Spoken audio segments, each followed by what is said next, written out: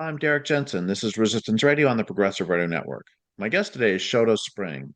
She began with a childhood where refuge was in woods, wildflowers, and sunny meadows. Through a winding path, including a degree in physics, marriage and children, growing political awareness, and Zen Buddhism, she committed to working with climate change through changing consciousness, recognizing that technology would never be the solution. In 2013, she led a walk along the KXL route, then adopted a bit of land in Minnesota meant to be a center for spiritual community and radical action.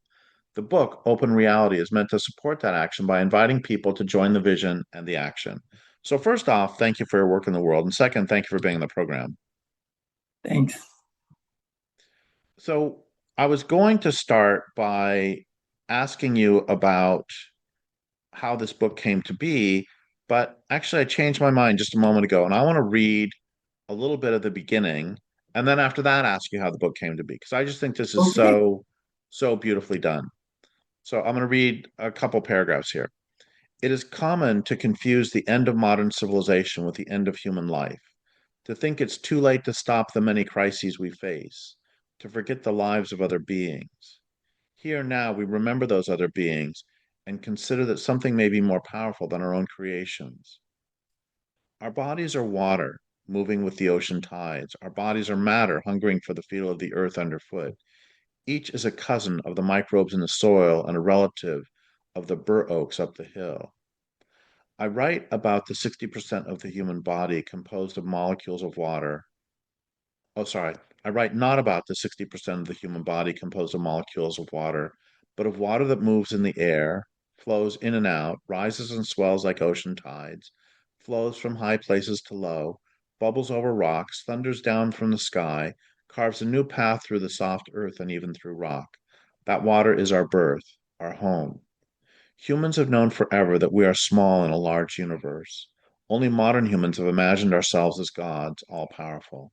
And only with this fantasy have humans come to the edge of destroying life on Earth.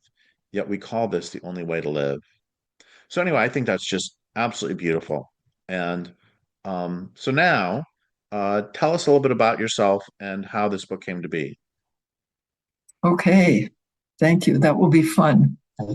Well, first, you read all that imagery, and it's like, that's my life. And I know you understand this because you write like that too. Um, but it's like the world is so full of life, so magnificent. And we are created by all the things that we encounter. It's like this. I mean, Buddhism is in there, no permanent self, but what it means is, oh my gosh, everything, everyone gives life to me. And so I'm constantly changing. And so are you. So, so that's like the place I live. And, my childhood, I had hints of it. I didn't do too well with people, but I was always off in the woods or down at the beach or whatever. And then we have trying to be a normal person. This did not work. And trying to be a good enough girl. That really didn't work. And eventually, like coming out of my marriage and coming into political action. And I'm just going to skip some things.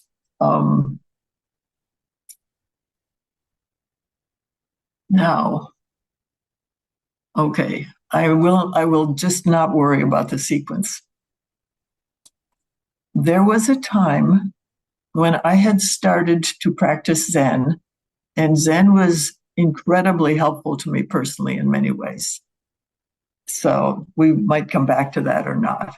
But I had moved to Bloomington, Indiana to study with a teacher who looked like he was actually going to be willing to ordain me before I was, died of old age, unlike some other people who I studied with. And so there I was in Bloomington. Some people call it the People's Republic of Bloomington, but it's a very cool, it's also very artsy. It has Indiana University, and it has people doing environmental things. So I went to a talk by Richard Heinberg, who I had heard of, and I had heard of climate change, and I knew that it was something to worry about. Well, Richard does a good job of spelling things out very thoroughly. And I walked out of that lecture in kind of shock. It's like it was so much worse than I had imagined. I think this was 2004, maybe. And then I didn't know what to do because it was obviously a disaster. And then a few things happened. Shortly after that, I went to visit my grandson. He was 5 months old, and he was my third grandchild. But I left my training place and went to visit him a couple of weeks or something. And he was happy. He was one of those kids that's always smiling and laughing and playing. And I just kept thinking, oh no, we have betrayed him. What's he going to grow up into? What can I do? What can I do? So I was depressed for like 2 years because I couldn't see anything to do.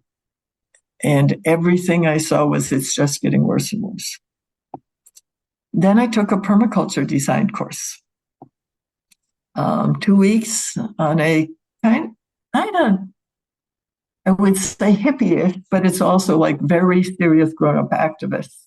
And so we spent 2 weeks camping out at this farm and learning things about permaculture. And by the end of that time, I knew that we had no need for more technology. I knew that we could change the climate. And I could tell you specific things that even I didn't know if I could do them myself, but I knew how they were done. And I knew that there were people who could do them, and I knew that I could learn how to do them.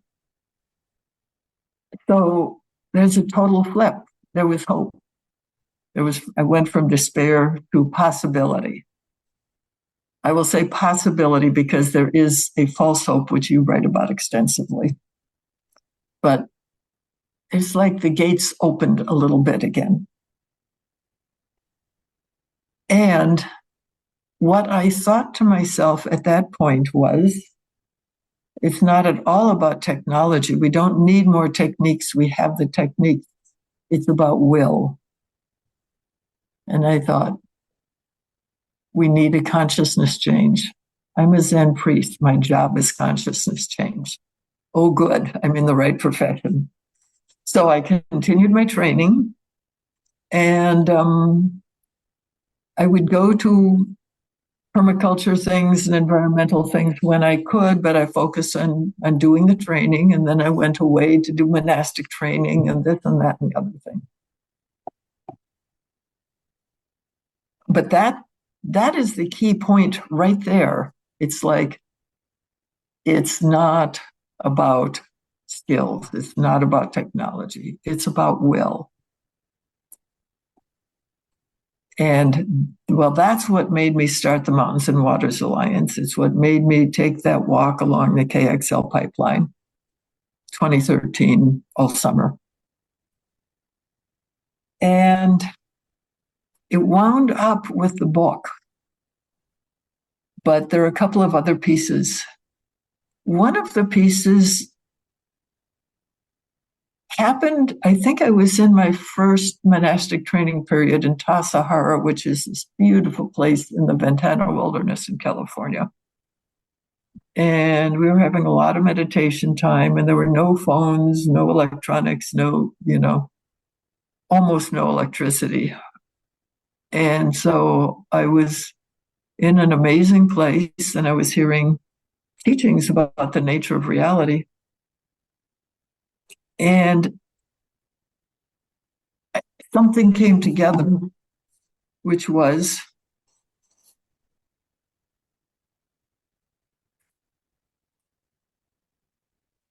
we think that we're alone.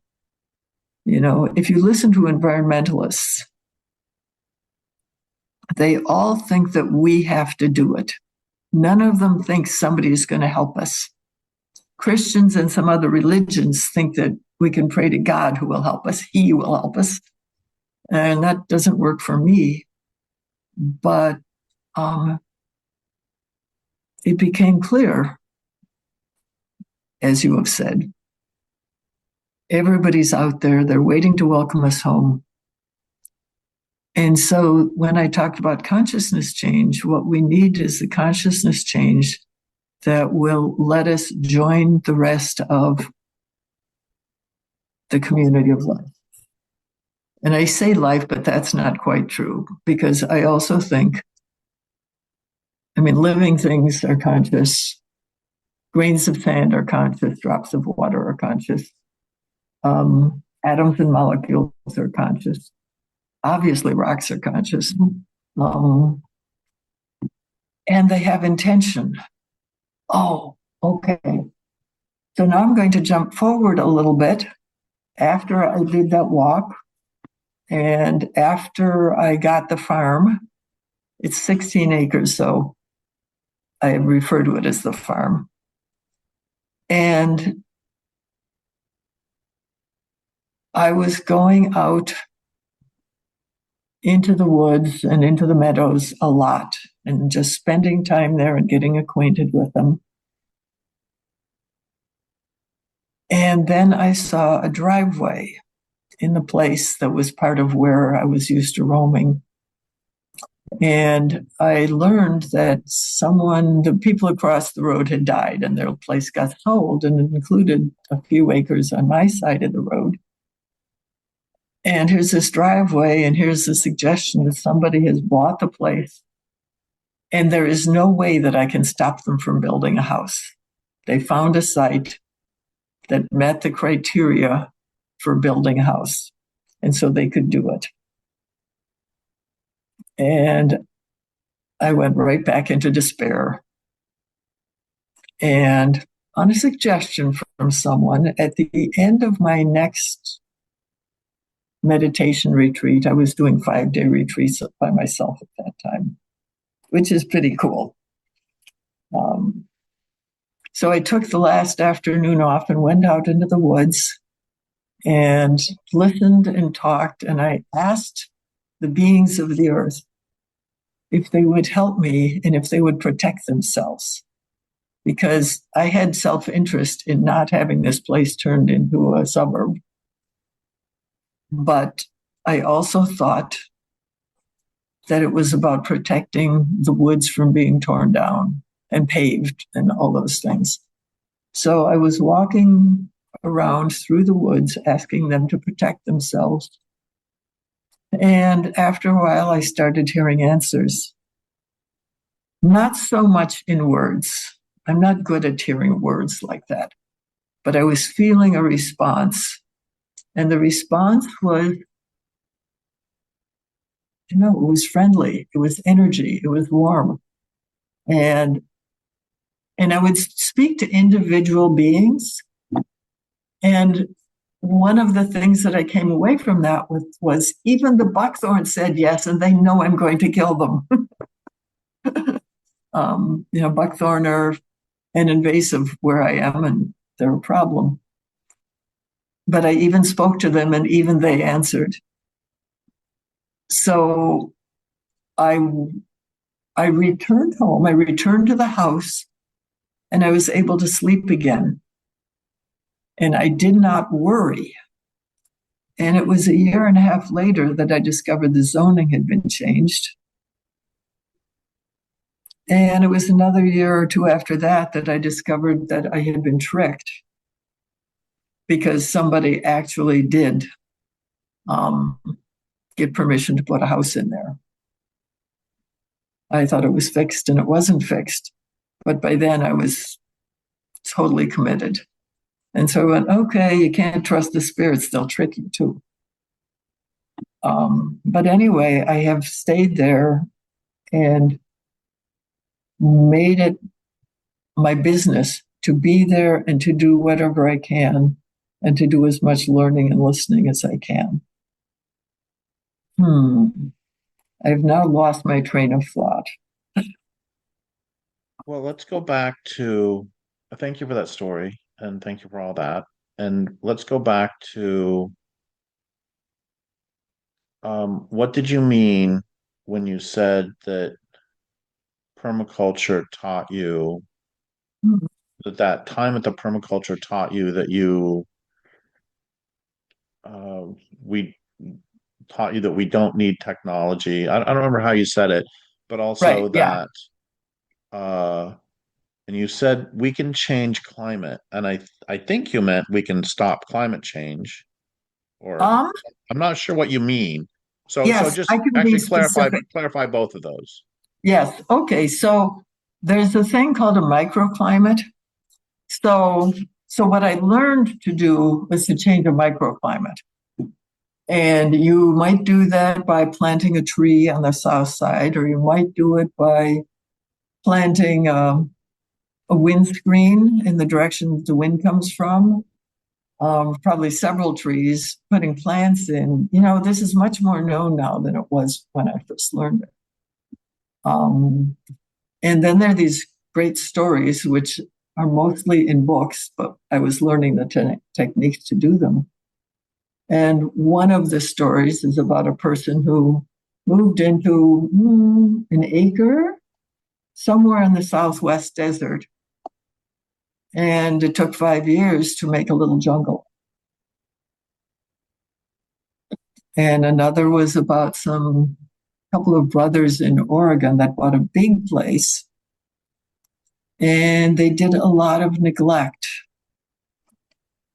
So they were watching beavers and they didn't interrupt the beavers. And they were watching, they didn't rip out the what are considered weeds in their wetlands. And just by not messing with it, things evolved.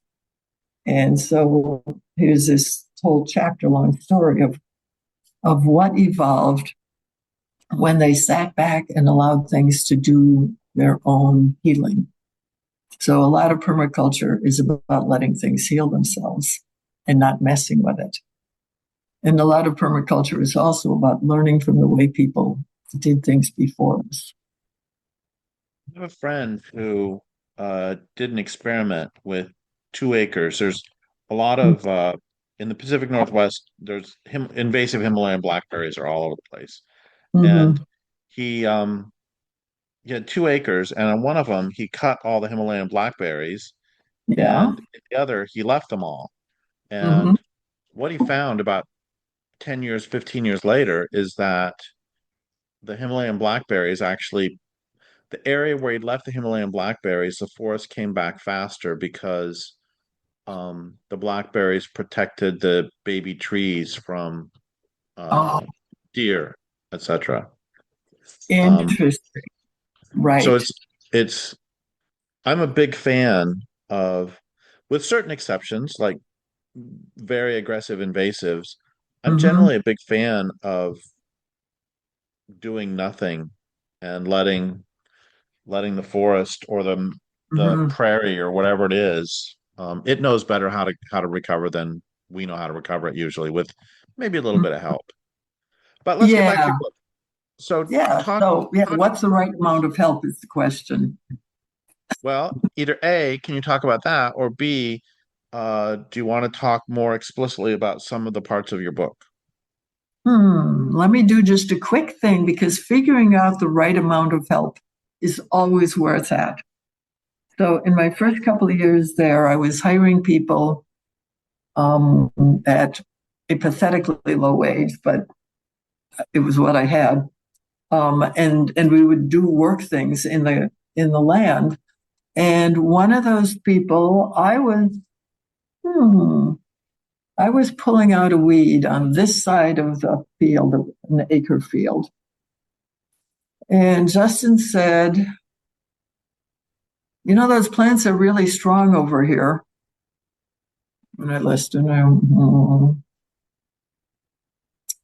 And then he said, "You know, they talk to each other." I went, "Oh no." So my attempts to pull out weeds were like, "No, they'll just fight back." This guy was Lakota in had some very traditional stuff going on, also very young. or he was 20 or something. And so every time I try to mess with the land, I go, okay, so what can I do? The pocket gophers, they were eating the fruit trees. Well, I got them to move, and then they ate the potatoes. So it's a constant exercise. And number one, I have the mind of killing. I have a colonial mind. And so I'm just trying to live with that.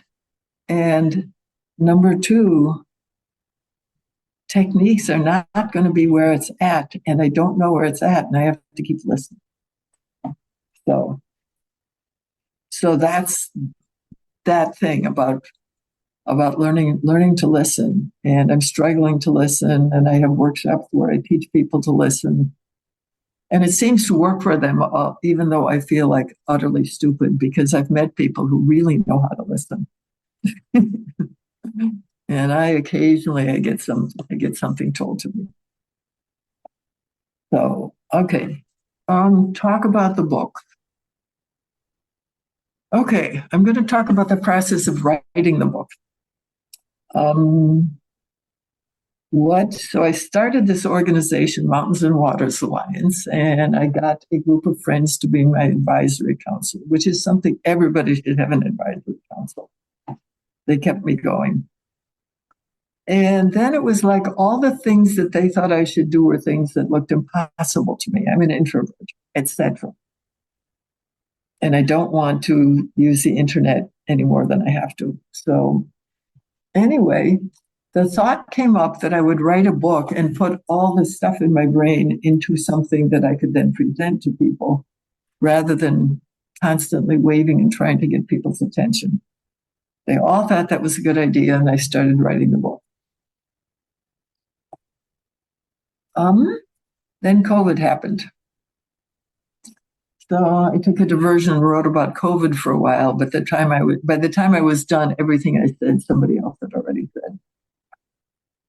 Then George Floyd was killed, and that's like my neighborhood, a few blocks from where I used to live for years. And so there was just lots of stuff happening. And so just writing about climate change didn't seem like enough anymore. And then I stumbled across a book by Graeber and Wengrow. Let's see. The book is called The Dawn of Everything.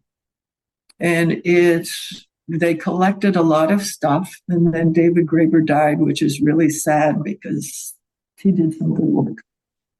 But first I borrowed it, and then I bought it. And then I immersed myself in it. And I pulled together stories that I had from other people. And I started writing about human nature. Because what I learned from all those books and stories, all of which are referenced in the back of the book, it's like it was just so much fun to read all that stuff.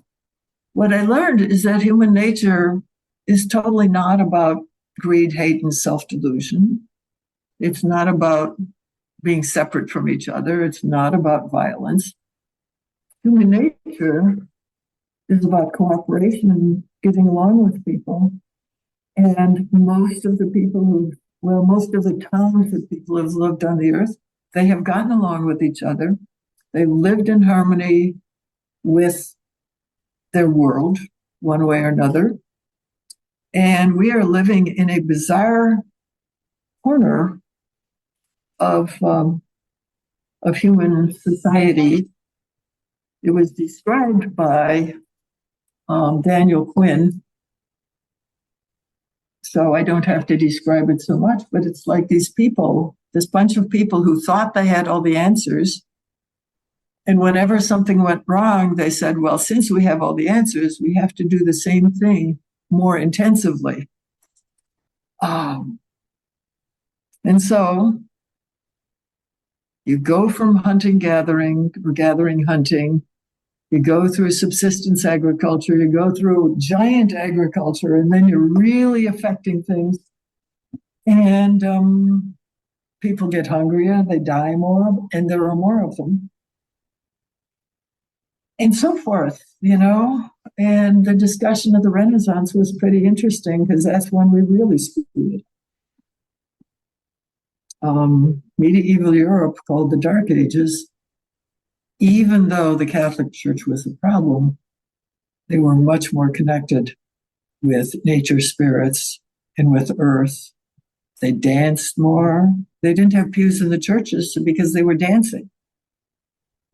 And there have been other books that just like I traced, okay, how did we get from there to here?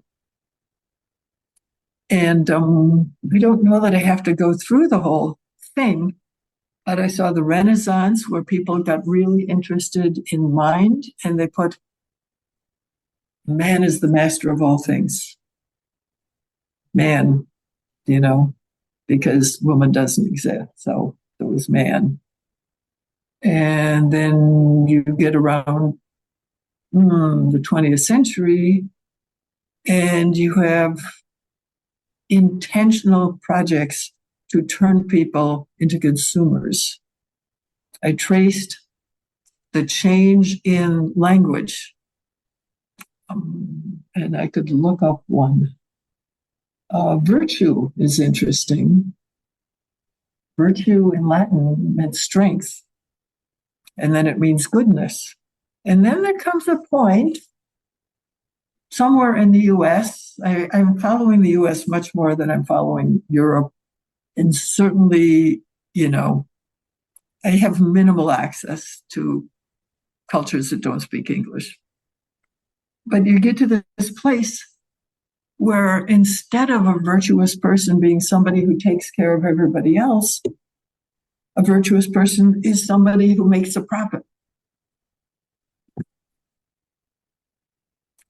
And I noted where that happened by the 1800s. It's pretty far along, and then you have the 20th century, and it's like going down, jumping off a cliff practically.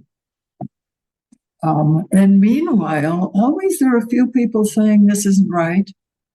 And right now, in my lifetime, I've gone from being the only person I knew who saw things this way to knowing lots of people who see things this way. And I think you're part of that movement. You're ahead of me because you write a lot more. But again, in my bibliography, it's full of resources of people who talked to plants. The plants got her a grant so she could research plant intelligence. And then she was done, so they didn't give her any more grants. They didn't literally give her a grant. She just mysteriously, miraculously got a grant to do this thing, and nobody thought she would get it. And anyway, so we're in a time both when the world is crashing and when something very alive is coming forth. And so as I was writing the book, I kept going, okay, somebody else is talking about this. What am I talking about that nobody else is talking about? And so, of course, I quote people and I repeat some, but I was always looking for the thread that's, so what do I have that makes it worth writing this book instead of all the other things I could be doing? So in the last part, I try to work on that. It's in some ways the weakest part of the book because the first parts are inspiration. You know, they're either dreams I had or experiences I had or astounding things that people said. And then the last one is like, oh, okay, so you promised something. So I'm trying to deliver that promise. And the Buddhism crept in more there. And so I can talk about that. But I think maybe I should break first. Well, I think before we go there, I think, I mean, this is sort of the eternal question that writers are asking is what is it necessary that we do something new? or Mhm. I mean, I keep thinking about, I remember when I was in high school, I was at first at 16 or 17 highly offended when I learned that Romeo and Juliet was based on a Roman myth. And it's like, wow, he didn't make it up. But I think we, in some ways, have to keep saying the same things over and over again. I mean, it's like Joseph Campbell's whole big deal Mhm. about, all the myths are basically the same because humans are basically the same. And so I wonder, I'm not disagreeing with you. This has been an active question in my life forever is how much new stuff and how much is just um your your per- of course your perspective is going to be original because there's never been anybody like you. Mhm. Nonetheless, your molecules are still carbon, just like, everybody else's molecules have been. So I don't know. Do you have anything on that? And then move into the last chapter. Yeah, so on doing something new. So what it is, so I run into people who go, "Oh, you're writing a book. What's it about?" And I say something about what's it's about. But a lot of people, when they hear I'm writing a book, they think it's a vanity project. Oh, how nice you're going to express yourself. And my first book might have been that kind of project, but it was a book in which I discovered what I thought. So the fact that, Which, by the way, is what every writer does with every book. That's not a vanity oh, project. There's a great right. line. I don't remember who, but there was some famous writer. They said, "Well, what do you think about this?" And he said, "I don't know. I haven't written about it yet." Oh, that's great. Yes, So it's absolutely standard. So don't worry about that. yeah, right. So, yeah. And I mean, it was very valuable to me, and a few people, actually, a lot of people liked it in my very small circle. Um, so, um, so this one, it was like my job is to change consciousness. And it's like, so in Buddhism, it's a standard thing to take impossible vows, to commit to doing something that you can't possibly carry out. And so I was 2003 or four or five, somewhere around the Richard Heinberg time. I noticed that I had a vow to stop climate change. It wasn't that I took it; it was that I noticed that it was there, and that was what I was going to do. And I think vows maybe operate like that, but I can only talk about mine. And so it is totally true that writing this book defined me. But it's also true that I was writing it to other people. I keep a journal sometimes, not so much lately, but this is a letter. This is a letter to anybody who might be interested. And in terms of who might be interested, well, I'm noticing Buddhists are interested and pagans are interested um, because, well, I think the Buddhists are just because of my status, but also because there's a ground where um gave a talk at an interfaith uh, program on the environment. And it was very funny because after each of us had spoken and we had to refer to some sacred text, um, and then there were questions. And somebody from the audience said, "Well, you all are the same. And it was like they all had a God." And I said, "No, I do not have a God." And then the other Buddhist had to say something like that too. But people just projected that because you're with a religion, you have to have a God who is a sky God, not an earth God. And I'm like, no, God.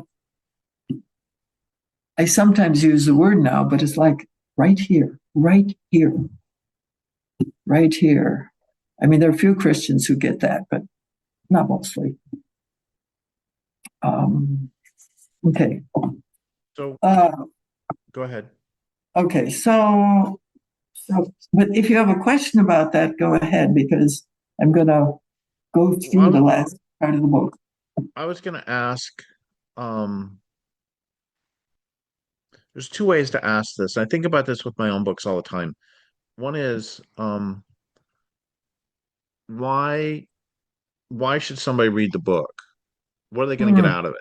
And the other is a way try to think about both my books and other books is somebody says to somebody else, I read this great book today. The other person says, well, what's it about?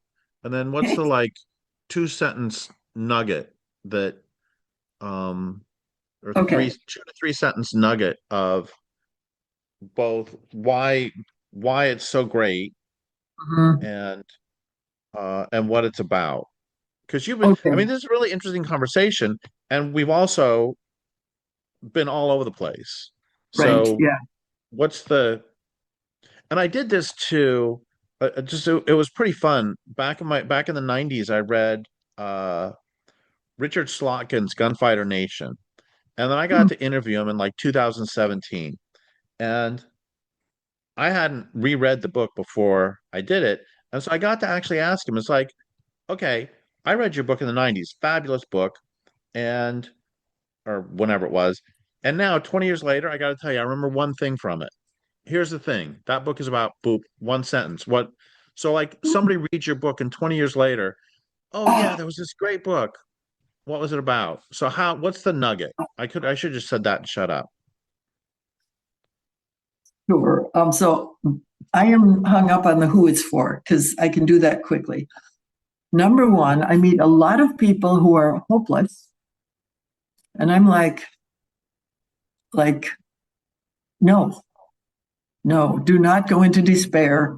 You've lost it all. Despair, don't go into despair. And the second thing is people who think humans are evil. It's like that is not human nature. That is our culture is evil. So, so that was the first thing. And then what's the nugget? Huh. Hmm. Okay, so I'll have to do these one at a time. So one piece of the nugget is human nature is okay. We are part of the family, and that's not a joke. I mean, that's not just made up nice words. We are really part of the family, and the other parts of the family have intention, they have cognition, and they have power. And so this is a And little and you bit, made and you made clear earlier in the interview that that includes rocks, it includes rivers. You're yeah, not just right, talking about deer and bear and ospreys. right. Yeah, I'm more a plant person than an animal person, but I love rivers and rocks and Okay. soils and things. And I recently discovered stars. I've been looking at them all my life, but I recently discovered them as beings who communicate.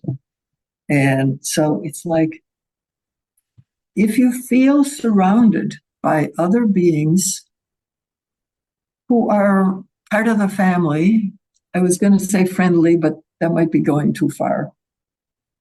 Um, well, first, your personal world changes. It's like I live in a completely different world from the people around me who don't get that. And second, it opens up possibilities. The world, so the title was hard, but open reality is the right title. Reality is open. We do not know. The future is not fixed and is not predicted. Um, Now, so that would be my basic message. So before we go on, um, when you say that you get messages, Hmm. so is that what do you mean? And I say this as somebody who has written many books about this myself, and it Right. still ends up being this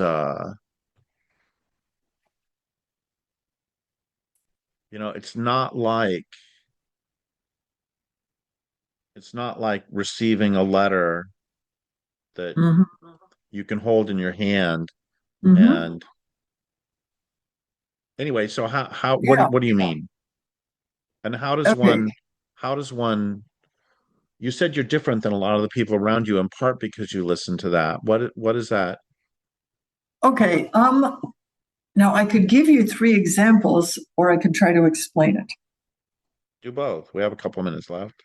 Okay. So the first time I remember, I was at that time, I was new in Zen. I was hanging out with a channeled spirit, and I was at a 2 month practice period in southern Minnesota, and we were all lined up outside the Zendo waiting for a very, elaborate ceremony, which ceremonies are not my thing.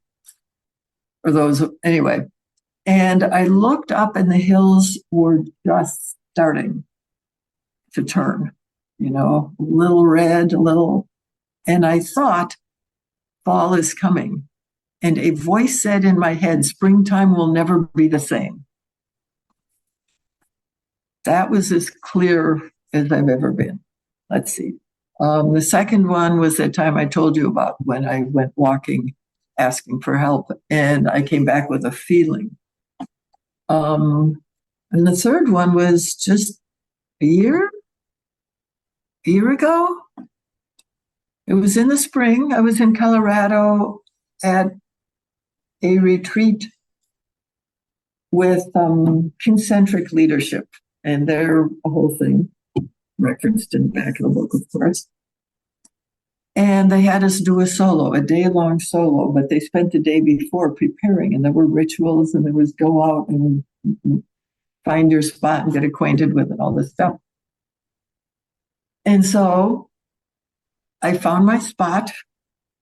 It wasn't where I thought it would be, but anyway, I found my spot, and I was looking at the Continental Divide, and it was the weather was a little iffy.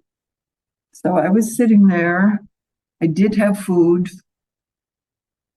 and I was watching the weather in front of the mountains, and big, and it got closer and closer and closer, big thunder things. And somewhere in that day, I came back with the message the thunder beings have promised to help. That's what I can say for sure. That's what I came back. I didn't want to talk to anybody, but eventually I had to. And I said, this is the message. The thunder beings have promised to help. And I remembered that I used to have a very deep connection with the thunder beings. And then I got involved in being a Zen person, and it just kind of drifted away. And now it's back. Okay, so I've always loved thunderstorms. I'm the person who goes out when there's a tornado and tries to watch. So when I say listening, it's like I've learned to listen, and I don't know what form the message will come in. I can say a message, but it's almost never in words. Then sometimes I find a way to put it in words, but it's in my body. So it's like after that thing with the thunder beings and the hail and the rain and so forth, my whole body felt alive. And I was like, yes, yes, yes. I was so full of enthusiasm. Enthusiasm means the gods are in. So it was like that. And now I count on those. And it's too bad I have a computer and ways to talk to other people, because I would talk more and listen more to the trees and the dirt if I didn't. Mm. So I want to say one thing, and then I want to ask us a wind down question. And the Mhm. one thing I want to say is that I think I said something wrong a minute ago when I said it's not like getting a letter that you can read. Mhm. And as I said that, it just occurred to me that in order to be able to read, we need to learn the language and we need Oh to yeah. learn how to read. And Mhm. I mean, try reading Arabic or try reading Mandarin or something, and Mhm. it's it's it's meaningless to us because we can't read it. And Mhm.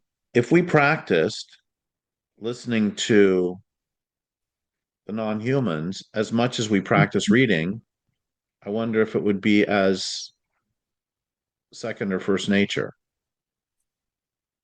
Exactly. I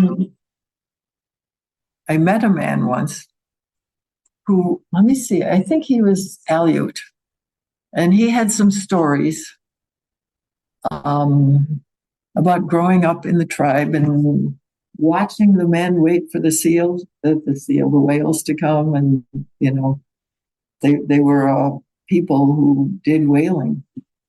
Um,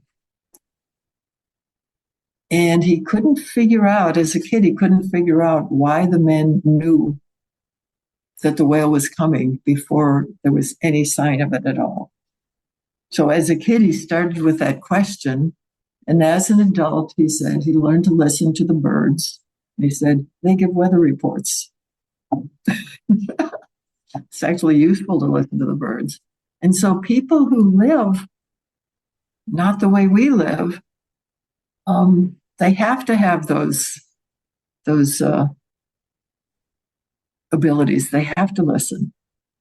So there was this guy that uh, was a very experienced hunter who took me hunting a few times, and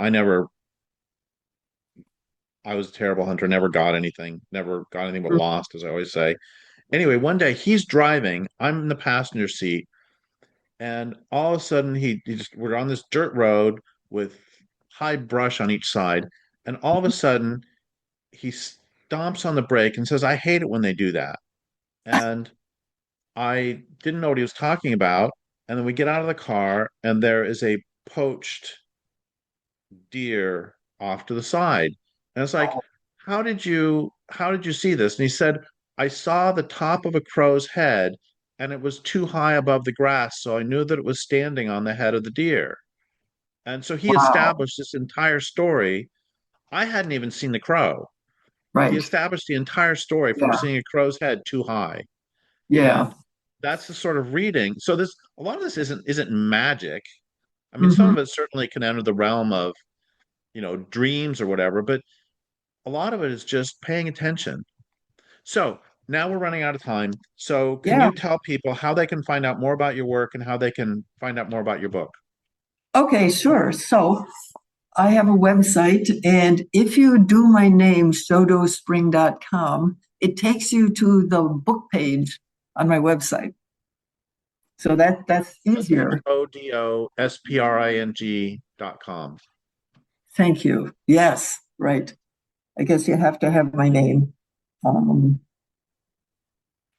and on that page, there's everybody's endorsements.